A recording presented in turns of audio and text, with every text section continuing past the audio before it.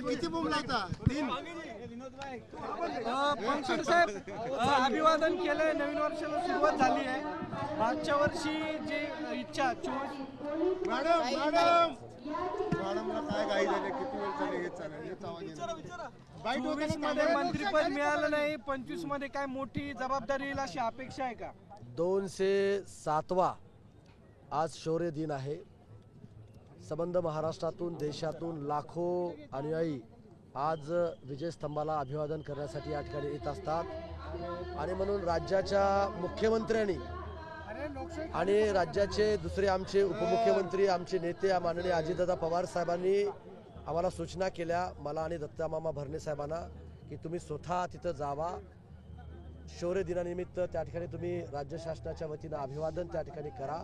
आणि जे काही लाखो अनुयायी येतात त्यांची चांगल्या पद्धतीची व्यवस्था झाली आहे का नाही, त्या पद्धतीची व्यवस्था कशा पद्धतीने होईल, त्या प्रशासनासोबत त्या ठिकाणी बसून आपण त्या ठिकाणी त्याची व्यवस्था करण्यासाठी आम्हाला त्या ठिकाणी सूचना केलेल्या होत्या.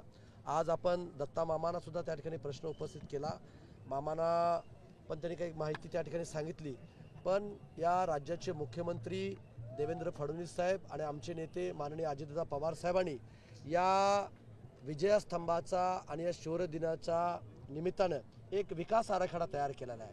98 कोटीचा विकास आराखडा तयार त्या ठिकाणी केलेला आहे आणि तो राज्य शासनाकडे गेलेला आहे आणि तो लवकरात लवकर त्याला शासन मंजुरी त्या ठिकाणी देईल आणि अतिशय भव्य दिव्य असं इथं शौर्य दिन, विजयस्तंभ आणि इथलं एक स्मारक त्या ठिकाणी होणार आहे. आणि त्याकरता सुद्धा आम्ही एक समाजाचा प्रतिनिधी म्हणून मी त्या ठिकाणी प्रयत्न त्या ठिकाणी करणार आहे. आणि नक्कीच यावर्षी अतिशय प्रशासनाने चांगल्या पद्धतीची व्यवस्था त्या ठिकाणी केलेली आहे.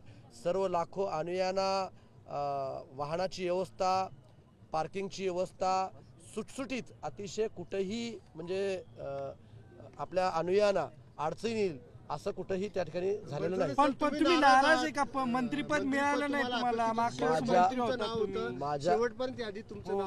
माझ्या बोलण्यामध्ये तुम्हाला कुठं नाराजी दिसली? अजिबात मी नाराज नाही. नेत्याला वेगवेगळ्या लोकांना संधी त्या ठिकाणी द्यावी लागत असती. वेगवेगळ्या विभागामध्ये प्रतिनिधित्व वाटून त्या ठिकाणी द्यावं लागतं आणि नेते कुणाला कधी काय संधी द्यायची ते नेते त्या ठिकाणी विचार करत असतात. मला माझ्या मतदारसंघातील जनतेनं महाराष्ट्रामध्ये मागासवर्गीय मतदारसंघ सगळ्यात मोठं मताधिक्य 93,214 मतांनी मला त्या ठिकाणी निवडून दिलेला आहे.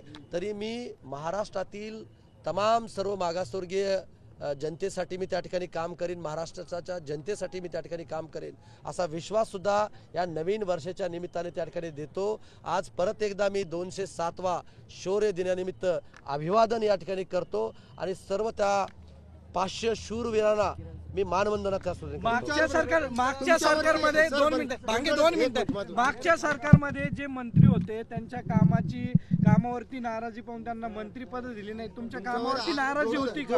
प्रश्न आहे. तुमच्या भ्रष्टाचाराचे आरोप सुद्धा होते, हे कुठेतरी तुम्हाला या मंत्रिपदासाठी अडचण ठरली? अजिबात कुठलंही 1.5 वर्षे मी मंत्रिपदावर होतो. कुठेही 5 पैशाचा भ्रष्टाचार कुठेही झालेला नाही आणि कुठल्याही मंत्र्याच्या वरती भ्रष्टाचाराचे आरोप आहेत म्हणून कुणाला काढलं गेलेलं त्या ठिकाणी नाही. वेगवेगळ्या विभागामध्ये संधी द्यावी लागती म्हणून नेत्यांनी त्या लोकांना संधी त्या ठिकाणी दिलेली आहे. आणि म्हणून नवीन वर्षामध्ये तुम्हा सर्वांनाच मी मनपूर्वक शुभेच्छा देतो. आणि हे राज्याचे मुख्यमंत्री, 2 कर्तबगार उपमुख्यमंत्री या महाराष्ट्राला प्रगतीपथावर नेतील असा विश्वास या ठिकाणी व्यक्त नाही. पण रिपोर्ट कार्ड मध्ये मंत्र्यांवरती कामं केले नाही अशी नाराजी होती, त्यामध्ये तुमचंही नाव होतं. ती नाराजी तुम्हाला? मला ते रिपोर्ट कार्ड तुम्ही मला दाखवताल? कारण मी मंत्रालयामध्ये 1.5 वर्ष सकाळी 10 वाजल्यापासून ते रात्री 9 वाजेपर्यंत आणि माझ्या कार्यकाळामध्ये सगळ्यात जास्त महत्त्वाचे निर्णय, ऐतिहासिक निर्णय माझ्या कार्यकाळामध्ये क्रीडा विभागामध्ये असतील किंवा पोर्ट विभागामध्ये मी त्या ठिकाणी घेतलेले आहेत आणि म्हणून तसला रिपोर्ट कार्ड कुठेही नाही.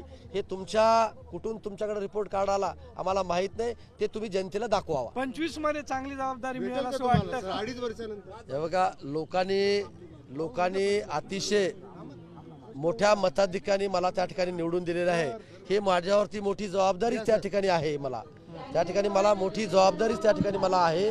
त्याच्यामुळे जे काही नेते माझ्यावरती जबाबदारी देतील ते प्रामाणिकपणे स्वच्छपणाने मी त्या ठिकाणी पार पाडेल. शुभेच्छा.